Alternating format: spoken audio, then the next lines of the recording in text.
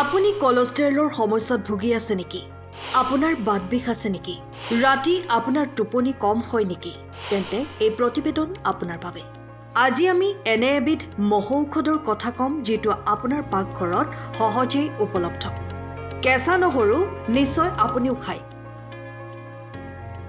কেঁচা নহৰু শৰীৰৰ বাবে অতি গুৰুত্বপূৰ্ণ। নহৰুৰ বহুতো উপকাৰী গুণ আছে।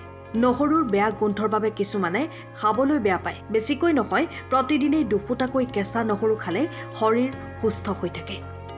কেঁচা নহৰুৱে বহুতো ৰোগৰ পৰা হাত সাৰি থকাত সহায় কৰে। নিয়মীয়াকৈ 1-2 কোহ কেঁচা নহৰু খালে শৰীৰৰ বাবে ই অতি উপকাৰী। নহৰুৰ 10টা ঔষধি গুণ জনোৱা হওক। হাৰ্টৰ বাবেও নহৰু অতি উপকাৰী। হাৰ্ট এটেকৰ দৰে ভয়ংকৰ ৰোগৰ পৰা পৰিত্ৰাণ দিব পাৰে নহৰুৱে। প্ৰতিদিনে কেঁচা নহৰু খালে কোলেষ্ট্ৰলৰ পৰিমাণ কম হয়। হৃদযন্ত্ৰ সুৰক্ষিত হয়। উচ্চ ৰক্তচাপ নিয়ন্ত্ৰণ হয়। পাচনতন্ত্ৰ শক্তিশালী হয়। আভোক, গেছ, এচিডিটিৰ সমস্যা দূৰ হয়। কেঁচা নহৰুৰ লগত গুড় খালে শৰীৰ সুস্থ হৈ থকাৰ উপৰিও তেজত আৰু শিৰাই শিৰাই জমা হৈ থকা বেয়া কোলেষ্ট্ৰল অতি সহজেই দূৰ হয়। নহৰু আৰু গুড়ৰ চাটনি খালে শৰীৰৰ পৰা বেয়া কোলেষ্ট্ৰল নিৰ্গত হোৱাৰ ফলত আৰু বৃদ্ধি হোৱা চাপ নাথাকে আৰু শৰীৰ সুস্থ হৈ থাকে। প্ৰতিদিনে ৰাতিপুৱা 1-2 কোহ নহৰু গৰম পানীৰ সৈতে খালে শৰীৰৰ সকলো দূষিত পদাৰ্থ নোম ছিদ্ৰৰ পৰা বাহিৰ হয়। শৰীৰত তেজ পৰিশোধন হয়।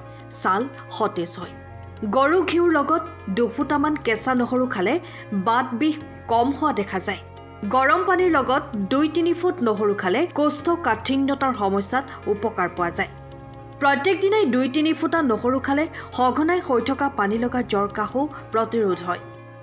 মৌৰ ৰসৰ লগত নহৰু খালে তেজ সম্বন্ধীয় বহুতো ৰোগ, হাড়ৰ বিষ আদিত উপকাৰ পোৱা যায়। ৰাতি শোৱাৰ আগতে 1-2 কোহ নহৰু মৌৰ ৰসৰ লগত খালে টোপনি অহাত সহায় কৰে। News desk, time of Assam. সময়ৰ খবৰ সময়ত পাবলৈ ফলো কৰক টাইম অফ আছাম।